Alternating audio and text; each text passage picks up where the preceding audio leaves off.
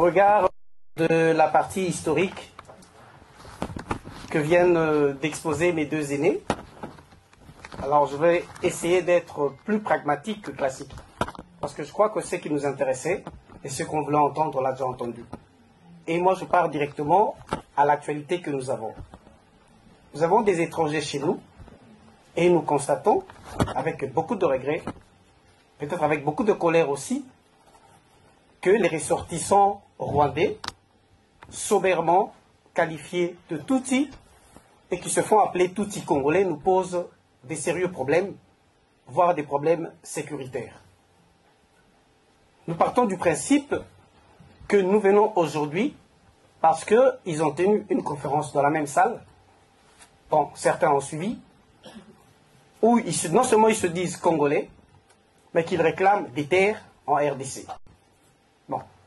Ceux qui ont participé à cette conférence et leurs motivateurs ne se rendent pas compte de l'énormité de leur bavure. Donc des Congolais, nous tenons ce débat en plein 21e siècle, il existe encore des Congolais qui n'ont pas de terres. Et ils ont aussi une particularité par rapport à toute la population congolaise, exceptionnellement, ils sont nommés par rapport à leur situation géographique, les Banyamulenge, parce qu'ils habitent la montagne de Mulenge. Tout le reste des ethnies congolaises, nous sommes désignés par rapport à notre langue. Je suis Mukongo, moi, parce que nous parlons Kikongo. Et même dans la tribu Bakongo, il y a aussi des particularités de sous-groupes.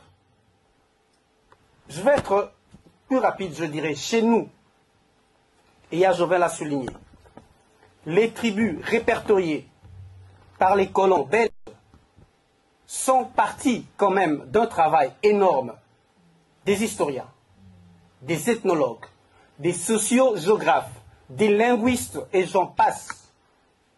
Et tous ont retenu un principe. Les ethnies en RDC répondent à un principe trilogique. Un peuple, une langue, ensuite une terre.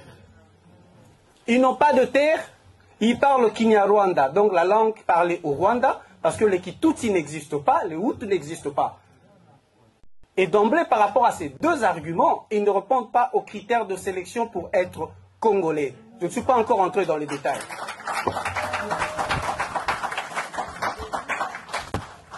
De ma formation philosophique, et surtout en philosophie de communication, avec un auteur qu'on appelait Jürgen Habermas, il y a un principe qui dit, quand vous avancez une thèse, quand vous énoncez une thèse, et vous l'argumentez par des éléments qui la contredisent de l'intérieur, cela s'appelle de l'autodestruction pragmatique. Vous n'avez pas besoin d'une réponse, vous posez une thèse et vous l'éliminez vous-même. C'est ce qu'ils font. Ils sont congolais, mais ils ne parlent aucune langue du Congo, ils parlent la langue parlée au Rwanda. Et ils viennent en Belgique pour nous dire, dans cette même salle, pour dire qu'ils ont le soutien des États-Unis et de la communauté internationale pour réclamer les terres de Minembwe, de Rutshuru et d'Uvira. Est-ce que vous vous rendez compte du degré de cette bavure?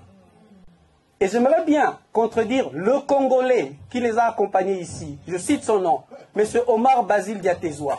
Je voudrais bien qu'il soit là et qu'il me réponde. Je vais débattre avec lui par rapport aux principes retenus. Moi, je pars du temps du règne de Mobutu, parce que mes aînés sont partis de l'histoire. Je dis, je serai plus pragmatique, moins classique.